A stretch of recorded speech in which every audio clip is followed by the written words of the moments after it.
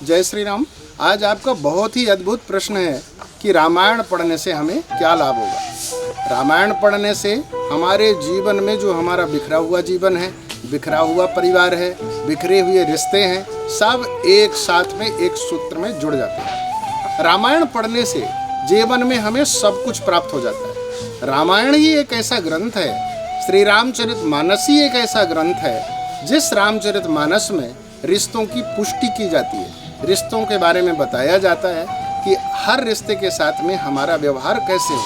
अगर भाई के साथ में, पुत्र के साथ में, पिता के साथ में, माँ के साथ में, पड़ोसी के साथ में, मित्र के साथ में अगर हमारे व्यवहार रामायण के आधार से होते हैं तो हम एकदम राम जैसे हो जाएंगे। राम जैसी प्रवृत्ति हमारी हो जाएगी और राम जैसी अगर प्रवृत्ति हो जाती है तो हम दुनिया के लाडले हो जाएंगे। दुनिया का हर इंसान हमें उतना ही प्यार करने लगेगा जितना राम जी को करता है। रामायण पढ़ने से प्रातःकाल से ही हमारे जीवन का शुभारंभ होता है। भगवान श्री राम के चरित्र से सीख मिलती है, प्रातःकाल उठके रघुनाथा, मातु पिता गुरु नावहि माता। प्रातःकाल उठ करके सबसे पहले हमारी क्रिया हो कि माता को, पिता को, गुरु को। यह वेद की पंक्ति है, मातृदेवो भव, पितृदेवो भव, आचार्य देवो भव।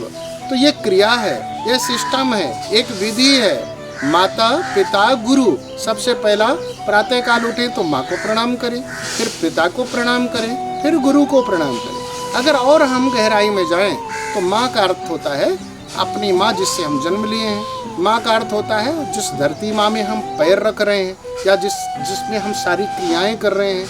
माँ का तात्पर्य होता है गाय, गौ माता, जिसके हम दूध को जीवन पर्यंत तक पीते हैं। माँ का तात्पर्य होता है जो हमारी पूर्व से हम न जाने कितनी माँ से जन्म ले चुके हैं।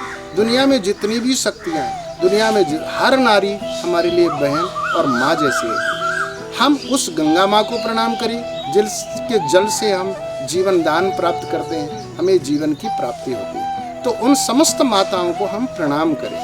पिता को प्रणाम करें जो हमारा जन्मदाता है, उस पिता को हम प्रणाम करें जिससे हमें सीख मिलती है। उस पिता को हम प्रणाम करें जिनके ऋण से हम ऋण नहीं हो सकते, जिन्होंने परंपराओं का निर्माण किया है और उनके निर्माण के द्वारा हम दुनिया की समस्त क्रियाओं को अच्छे सुचारू रूप से करते हैं। हमें क्या करना चाहिए और क्या नहीं करना चाहिए, तो उन समस्त पिताओं को भी हम प्रणाम करें। आचार्य माने ऋषि, गुरु।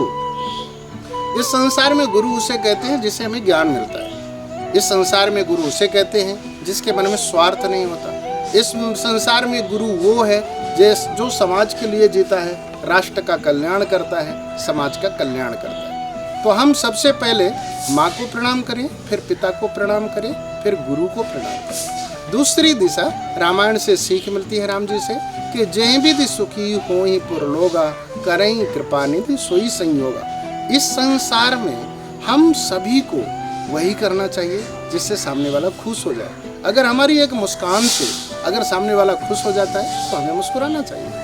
अगर हमारे बैठने से, हमारी बात करने से, हमारी किसी भी क्रिया से सामने वाला खुश हो जा रहा है तो इतना हर व्यक्ति को करना ही चाहिए।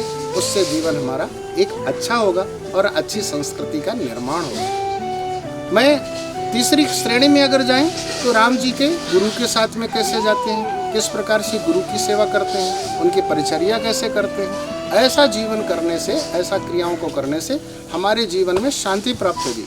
रामायण के अलावा दुनिया का ऐसा कोई भी धर्म ग्रंथ नहीं है जो कि हमारे जीवन जीने की दिशा दे। इसलिए रामायण को हर व्यक्ति को पढ़ना चाहिए और हर व्यक्ति को पढ़ता हुआ अगर रामायण से सीख ले लेता है तो उसका जीवन राममय हो जाता है। इसलिए मैं आपसे यही कहूँगा कि जहाँ भी रहें, जैसे भी रहें, जिस मजाम में रहें, रामायण को पढ़ें।